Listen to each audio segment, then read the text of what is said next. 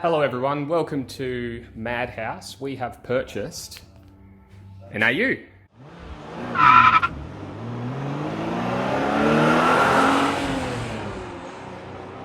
So we have been slowly developing this car as a weekend warrior track day car.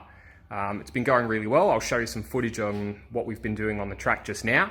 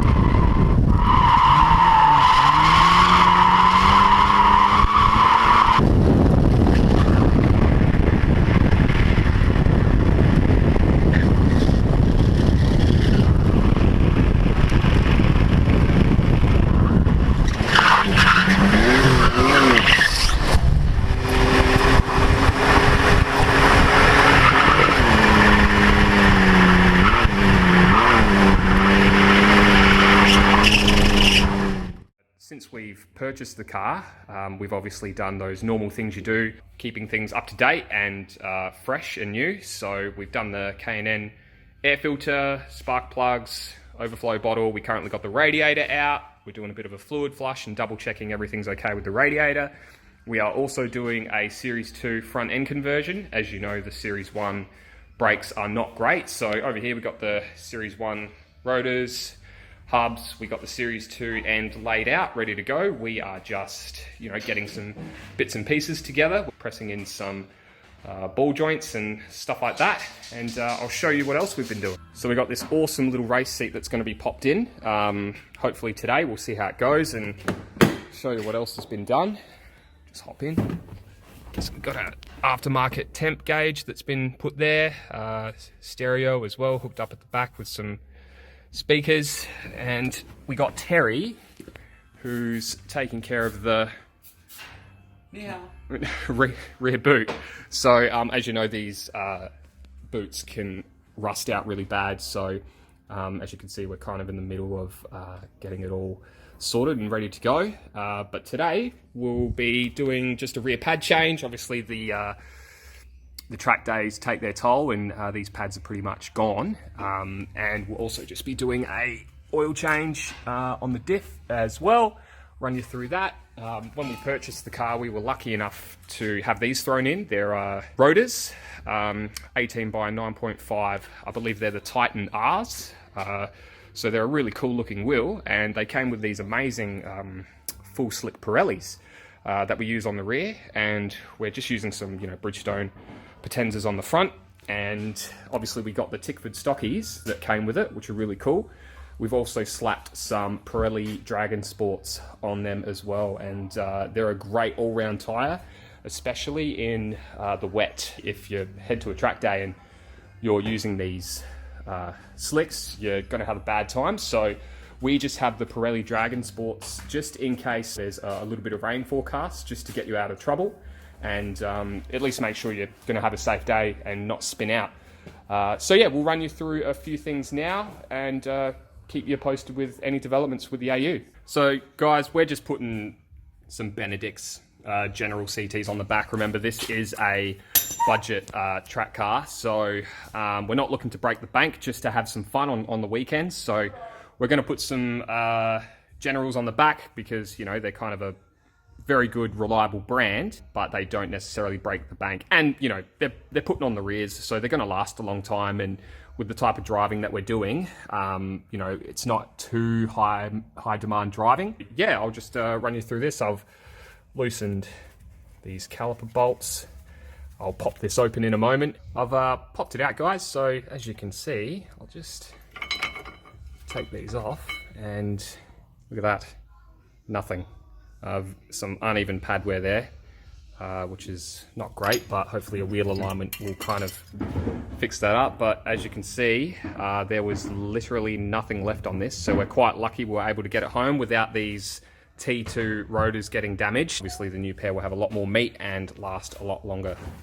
Guys, so yeah, just obviously when you're doing the pad change, yeah, just pop the old pad in there. Just gives you a little bit of leverage to push the piston in. So we've got this tool here that helps you out. So I'll put that piston back in and get these new pads ready to go. Look at that, plenty of meat. They look awesome. These will definitely do the job when taking it for some spirited driving on the track. So piston's been pushed in, guys. We're just going to give it a little bit of a degrease and just get rid of any, you know, material or, you know, little bits that are kind of hanging around, getting it nice and clean. Get in that piston, just make sure there's, try and keep it as clean as possible. Anything else that's kind of hanging around there as well, give it a good wipe down. All right, guys, so as you can see, pads are in, giving everything a little bit of a clean. We just kind of fold the caliper over, give it a little push. We'll pop the bolt in there, and that is as easy as it can get, really, as a rear pad change. Didn't take too long. So there's the other pads in, guys, so we're good to go. It's feeling quite good.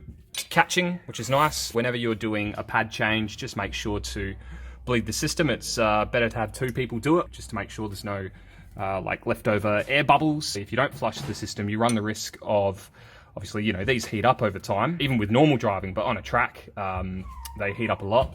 So what can happen if you have any air bubbles in here, the air heats up a lot quicker than brake fluid. So what you could get is pretty much a hot air bubble increasing in your lines. Air, when it starts to heat up, it expands quite rapidly, and that's where you get damaged hoses, where you can pretty much pop a hose in the middle of a race day. So just be sure to always bleed the system when you're doing a pad change. Added safety, peace of mind, gives you a little bit more confidence on the track too. So just make sure you do that with a mate and double check it all. So just for reference, guys, look at this. I honestly wouldn't have wanted it to get to this point. I should have replaced these pads a while ago just to be safe. So this just got me through the track day. I would have liked at least a couple of mil more left on these pads. Let's just say I was lucky. As you can see here, it was running on the bare metal, probably just moments after I finished the track day, and just kind of took my time getting the car back home. So yeah, ideally, I would always want a little bit more left after the track day. Because we're driving this car to and from the track at the moment, you know, we need to nurse at home. But anyway, these are done. They're finished. We got the fresh ones in, and now we are going to do the diff.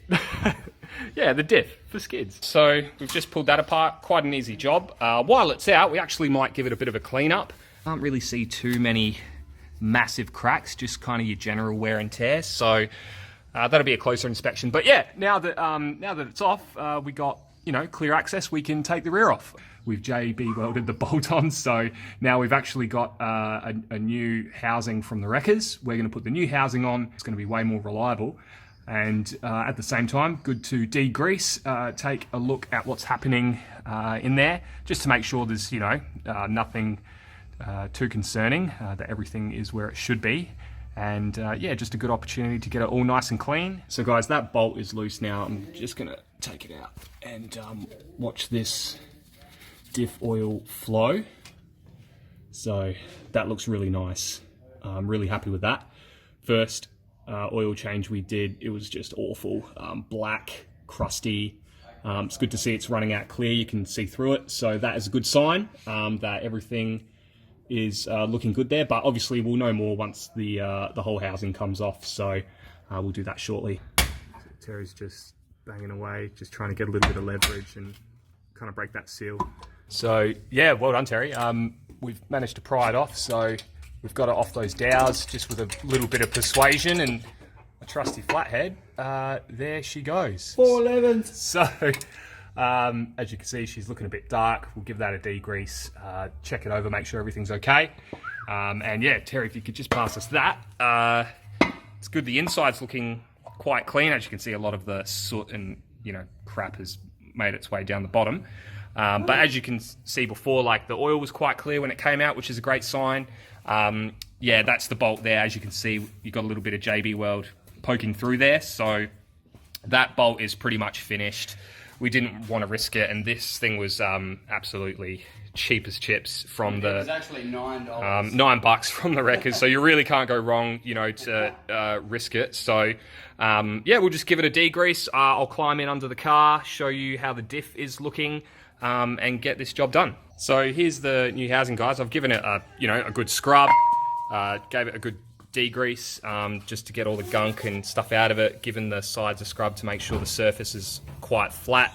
There's a couple of little bits that I'll, you know, pick off, but other than that, she's ready to go. I'll climb under and give this diff a look, but yeah, that's nice and smooth. It's looking really nice there. Can't wait to put this on. So yeah, let's have a look at this diff. Yeah, here's the diff, guys. We're gonna obviously get rid of all this blue gunk. Yeah, as you can see, she's in there.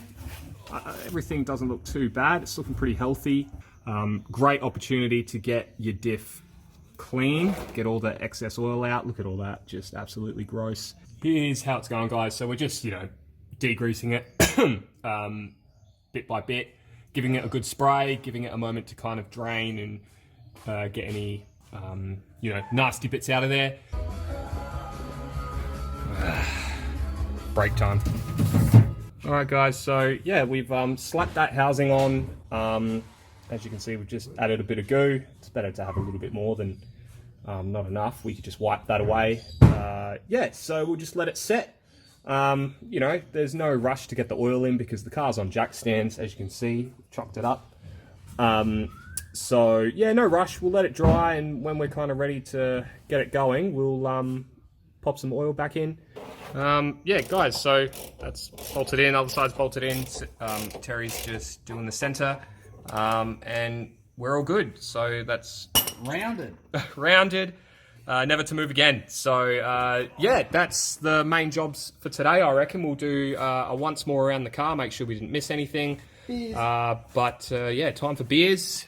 So we're starting to check out everything for the seat. We've hit a snag. As you can see, Terry's just tearing our factory seat apart. Yeah, we've hit a couple of roadblocks, so we're just trying to do some problem solving and see how we're going to get this seat in. So we'll yeah, probably film a little bit more with the seat once we know what we're doing. Guys, a couple of developments with the seats. So what we've essentially done is we've just used the factory rail, just kind of done a test fit, and now it's looking like we don't have to customize things too much. It's because it's on the original factory rails. So factory XR6 has come out with bucket seats. Yeah, this is all factory, just in case you're wondering. When we're doing street drives, we can use the factory seatbelt because it has the side. Very good, of course it does. Even then, guys, we're going to be doing the cat as well. We'll get a high flow cat. The one that's in there at the moment, as you can see, very old, very dusty. You know, that's going to improve things. And then, you know, possibly some other bits and pieces to do here. But listen, the engine's reliable. It's performing well at the track days. So as far as power goes, possibly a tune in the near future, just to get it running, you know, back to its former glory. So Terry's just making sure it feels good. Yeah, so guys, we're done for today.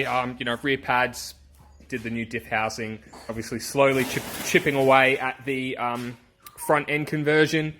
We'll keep everyone up to date with that stuff. So yeah, it's definitely getting there. Lots to do, but you know, still chipping away day by day. Terry's going to be chipping away at this as well, and we will keep you posted with the developments on this. So very much in the early stages.